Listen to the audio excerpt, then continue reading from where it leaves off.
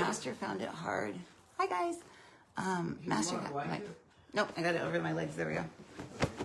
I'm flashing the world. The master found it difficult to make men believe that their souls had not had previous existences. He got the pen because he wants me to draw. And he's not turn this way because my crown fell off. My mouth. Oh no. So Jesus is consciousness. Okay. Jesus is consciousness.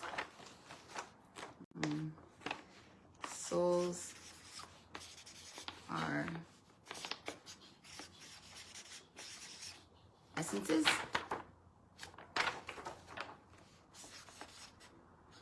Spirit lives once. It's backwards, of course, but they have to read backwards. Oh, so they're saying spirit lives once, souls are essences, Jesus is consciousness. And then they're saying Jesus, the consciousness has 12 layers. The essence has, I wanted to say 7, but it's 8 layers. And the spirit lives once has 7 layers. So, what he's saying is, when you are a human being, you embody all of these layers of everything. But some people will disconnect from their soul's essence. That doesn't mean that they're not still consciousness, meaning they're not like the consciousness would be they're calling it like the solar plexus of God, the creation of God. So God creates a duplicate of itself and sends itself down, and that would be Jesus, the Christ consciousness, I guess. The Christ consciousness is only in layers 7 to 12. Below that, it's all anti-Christ consciousness. And you move up and down throughout your life. And that consciousness doesn't have lives because it just continues to live. It'll jump around from person to person, from life to life, from soul to soul. The consciousness can move and go into different places and different times and different spaces. And that would be kind of like the thing you would consider as that reincarnates. Like Grandma Betty's consciousness needs to learn to love itself. So Grandma Betty is not living again, but her consciousness is. Right. Yeah. So, but not the soul. The souls are an essence, and the souls don't die and live and die and live. They get disconnected from. And then, like, you may connect in with the essence of your soul, and now you're invigorated and you're awake and you're alive, and that's what people do when they get baptized. They get plugged into the essence of their soul. So when they get plugged into the essence of their soul, they have life in them again. They're living, is what they're saying. Without a soul's essence, we're just an echo of a person. And we can create in our mind the way God creates, but without an essence, the creation can't stick to anything. It's just a mental body creation. It's just like you just creating, and then it's like gone, poof, gone, poof, gone. The soul's essence is the thing that feels the good feelings of the earth, and also feels here. So it's like a buffer for our emotions and feelings. The spirit has these 7 layers, and the spirit only lives once, and then it dies. And this is the thing that like when people don't have their spirit, they're like a zombie.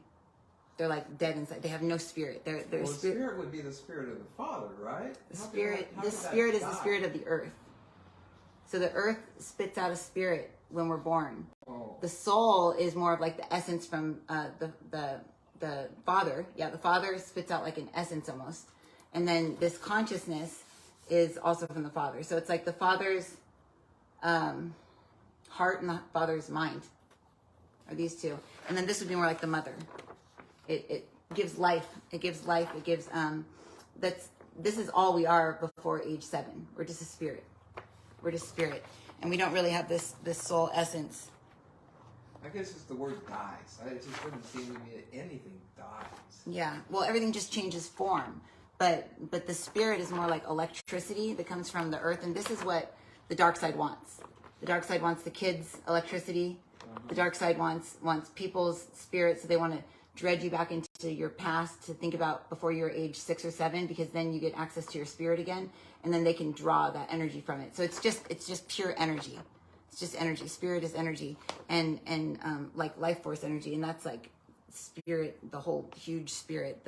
Is that the Holy Spirit? They said the Holy Spirit. It's a piece of the Holy Spirit, but it comes I through guess the it's earth. the word dies that just threw me off, and then like keep it simple, stupid. KISS. Keep it simple, stupid. Is there any way to describe this simply?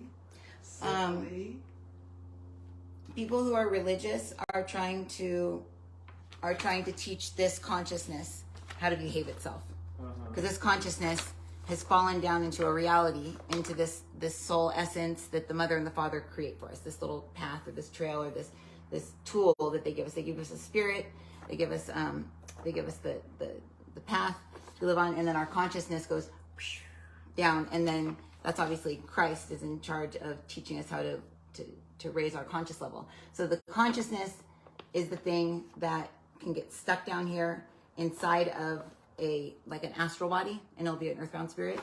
But the soul, so Master found it difficult to believe that souls had previous existences. The souls don't necessarily have existences.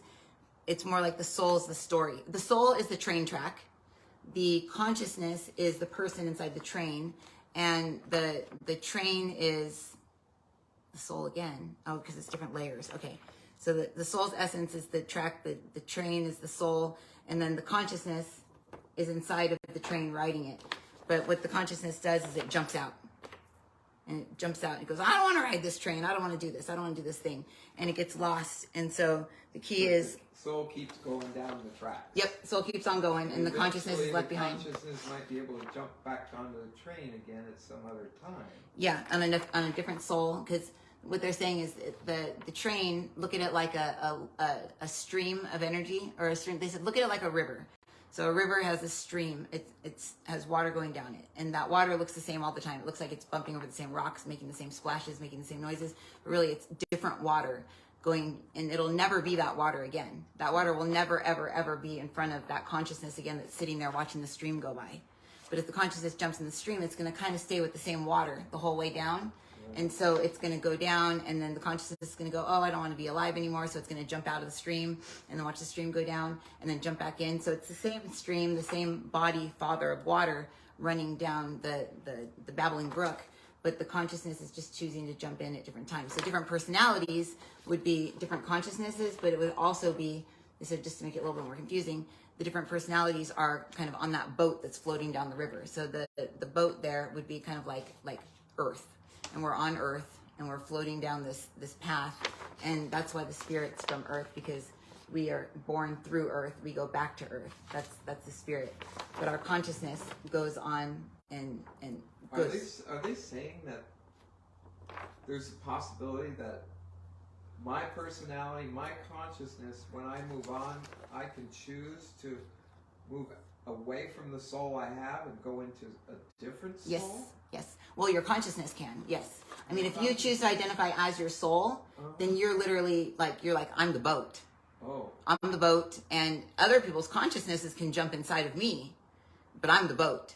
So some people are the boat. Some people have gotten to the point where they're so look at it like this. There's a big star up at the very top. That star is like us. We are that little tiny light up there, shining down and watching and witnessing and watching it all. So technically, we're that eye in the sky up there. We're like the awareness that is God. So if we're God and we're choosing to focus on the consciousness and ascending through different conscious levels, then we're not the boat. We're riding the boat. But then once we're done doing that, then we become like the creator consciousness.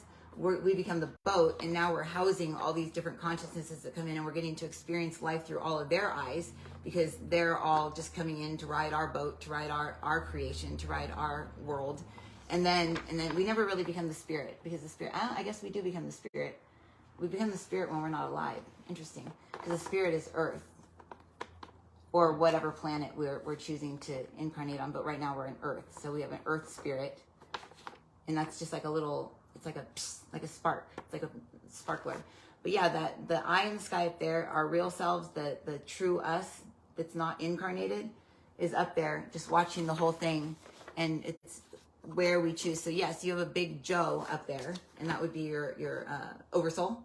So your oversoul is looking down over all creation, going like, oh, cool, that little train track I created in that train and all the little consciousnesses I created. I'm identifying with consciousness number 51 right now. Number 51 is going to go jump on the boat and ride this ride and live on Earth. And I'm going to experience everything as it right now. But then, when it chooses it's not exciting anymore, then I'm going to focus on this or focus on that.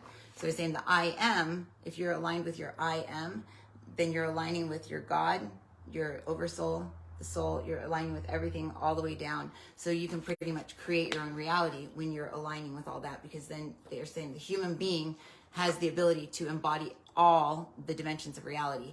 And people don't realize that because we use so little of our brain. But as we begin to embody more and more and more and more, like we're the boat, we're all the people on the boat, we're the river, we're the spirit, we're earth, we're the heavens, we're hell, we're everything. That's when we can really start to use more of our brain. And God created man in his own image, and so that God could live as a man and create as a God, as man. And a lot of these kids coming in have 30% brain power when they're born, and we very quickly dumb them down. We dumb them down. I'm not going to talk about why, but we dumb them down, and then if they're different or weird, we think they're weird, we think they're different, we call them crazy. But really what human beings are evolving into, or trying to evolve into, are God beings on earth, so that we can create our own realities and create our own places and spaces to live together and mate and have kids and all that stuff, but also still create. So they're saying that living in poverty thinking, like living in the mind of thinking, oh, I need to do something hard in order to get something good. I need to work really hard in order to get a reward. I need to, fight with this person and work on our relationship for it to be good. That's the way of thinking of the man beast that feels like it needs to fight, eat, sleep, mate, kill. But when we can begin to realize that we're the one that created the essence, the soul, the boat, all these consciousnesses, then we are not so trapped in the consciousness part. Because the consciousness part is kind of a prisoner until you get into Christ consciousness. You're kind of a prisoner and you're kind of trapped, either living on this boat, on the stream, or jumping off. And if you jump off, it's even worse. So what they're saying is learning to control our emotions. Once we can control our emotions and forgive and love and have compassion, then we don't have to necessarily be on that boat. Live in this world, but not of it. So we can live in it, but not be dragged along by it. And then we can step into our true higher self back here and just go, you know what? In that life that I'm living, I want this instead. And boom, it'll happen. It'll just come together.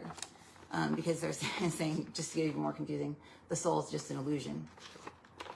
Think of it as we're looking down on a big thing of water. We're looking at a reflection of ourselves, and we're just creating stuff inside that reflection. So Jesus, if Papa lived lives with you, what does that mean? It means your consciousnesses that were in him, and the consciousness that's in you, those consciousnesses have lived together in many lives. Kind of like that movie, that show, The Travelers. Yeah, I still haven't really watched. Oh, we need to watch one episode of it at least. Travelers, it's about people that come from the future that go into people that are about to die, like 30 seconds before they die. Oh yeah, I watched part of that. Yeah. Yeah. So before they die, they go into another person. Yeah. So the person would be someone that's riding on one of those boats, and the consciousness is one of these that goes into one of the people. Uh-huh. So technically, we're just Marisa and Joe. Our consciousness that lives inside of us are the ones that are the ministers, are the ones that are here to help the world and grow and all that stuff. Probably prior to those consciousnesses jumping in us, however long ago, we were just like, just, doing what we do. And then consciousness from the other side went, let's jump into those two people and let's do this, So, that's reincarnation. So reincarnation is more like, what they're saying is just call it incarnation, and all of the lives that we're living are all parallel. They're all at the same time. And we can jump between those lives. So there's no real dying and coming back to life. Like Grandma Betty's consciousness will come to life in something else. Right now it's choosing to live in the astral body of Grandma Betty, and it's choosing to stay here and watch over her boys. Any message? I know you got to get ready for your show. Mm-hmm. Any message that Jesus may be inspiring you to put out there to the world right now? That he has anything to say? He said he wanted to teach class tonight. I was like, whoa. He's going to teach your class? Mm-hmm, yeah. That's good. Hold on, Peter. Peter, you always want to talk. He says, because I'm the best. He's the one that taught everybody how to teach. He's funny. He says, It's okay. Peter has something to say. Peter says, please let me talk. He says, as I step into this energy today, I bring unto you a better understanding of what you just said. He says, incarnation is a gift.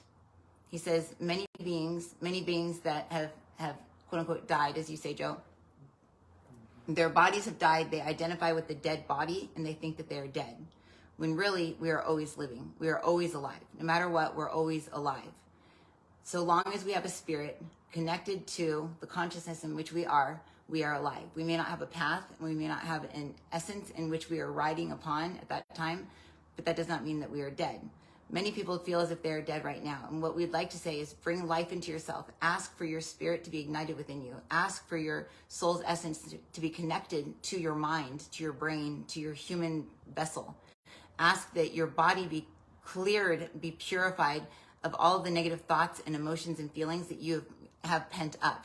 All of you, many of you, look like bloated, he's saying bloated dead people, like everyone's skin is turning blue and like they can't breathe. He says, breathe life into yourself. Breathe air into yourself. Breathe clean air into yourself each day. Breathe, people, breathe. He's saying people aren't breathing. People are like this. Fear. Yeah. Oh, yeah. Okay. Yeah. Fear. He said people are just like, and he says everyone looks like they're dying. He says we are here for the oxygen and the water. Enjoy it, people. Oh yeah. They say we came for the oxygen and the water, right?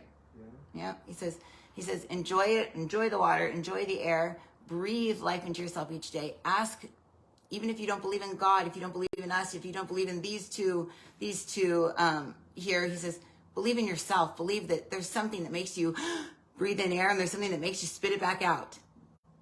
There's something that makes your heart beat and contract and retract and makes something that makes your brain think and your body move without you even thinking it. And that is God. That is God. But if you don't want to understand it as God, just understand it as the miracle that you are and feed that miracle. Because if you don't believe in God, then you're just a miracle right now. And when that miracle is over, you're gone. So you might as well enjoy it while you can. Enjoy life, live life, because you've got one opportunity to live this life as you, and it's right now. And it may be gone very soon. Not saying anything's ending, just saying you must enjoy every single moment. Don't say, oh, next lifetime I'll get to that. Next lifetime I'll deal with that karma. No. It's now. It's now or never. Because then what happens is when your body passes, your consciousness will still be stuck on getting through certain things, and it'll be stuck over on the other side, living these occurrences over and over and over, trying to fix them in your own mind when it's very hard when you're not in a physical body. So having a physical body is a blessing. Thank God that you have one now. There are many that want them. They are lined up for them. There's not enough of them. So just be thankful that you have one now. We bless you. Cool. That was a raining thing. That was not Peter. It was Peter, and then Matthew came and pushed him out of the way. Oh, really? That was Matthew. Matthew never talks. Well, we had Matthew and Nathaniel in the lessons. Oh yeah, Peter was talking. He was like, "Oh, people, blah, blah," and Matthew just went blah, and came like knocked him out of the way. And Peter's like, "Hey," and Matthew just sat down and started talking. He's always in his nice little outfit with the little buttons. He used to be a tax collector. That's right. He used to have really nice clothes. But he's always poking the fire, and this time he wasn't poking the fire. He got up and actually came over and sat. All the guides are here. So if you guys want to come to class tonight, we're going to do a meditation and healing and probably an attunement of some sort. When all the guides are here, we usually do an attunement of some sort, probably to the Christ consciousness. Oh, the Christ heart. Ooh, the golden Christ heart. What's the golden Christ heart good for? Happiness. It says happiness is good enough. If we are happy, we're good. Julia, Peter. Oh, you must have got a few new people in there. I already said hello to the people that kind of popped in. I love Julia. Hi, Julia. I need to make sure I cover my mouth and my crown. I need to go see if I can stick that in my mouth so I don't laugh too hard and be like, Carney. Hi, guys. Yeah, my crown. It's a temporary one from my root canal that I got last week. Oh. Hi, guys. Hopefully I'll see you guys at class. If you can't afford it, just let me know or let Ann know. And then hopefully I'll see you guys there in about 40 minutes, okay? I'm going to start logging in now and setting the space for class. So if you want to log in now, you can log in now. Okay, I'll let you hit end because I don't want to mess it up. Okay, all right. I got my new little dress at the consignment store. Oh, cool. You just got that dress? Yeah. That's neat. That's really cool. So anyway, Joe Morris, Answers Heaven Speaks. I'm glad that Marisa came back. We got a little bit of channeling into this lesson as well. We're going to be on the road tomorrow at about our normal time. So we may come in, just say hello. Marisa might have some things to say. Maybe I'll take over driving. We may have some at Ask that Jesus to play for them, because we're going to listen to Ask Jesus and maybe channel to that or something. I don't know if we can do it on the road. I can play it on the radio, on the stereo, and we can have it playing, and they can listen to it, and then we can cut in and channel to it or whatever. Oh, well, we may have something very interesting tomorrow. It won't be the continuing story of Jesus, but we may go into our own book of conversations with Jesus tomorrow. So thanks, everybody, for hanging in here all the way. I really appreciate it. God appreciates it. Jesus loves it. And so does Marisa. Yeah. So anyway, again, Joe Morris with Answers Heaven Speaks. God willing, we'll be back with you tomorrow. In the meantime, have yourselves a great night. And Come to meditation. as Marisa says, come to meditation. Discoverintuition.com. That's where you're going to find all kinds of stuff. All right. So thanks again, you guys. Take care. And we'll catch you next time. Bye-bye.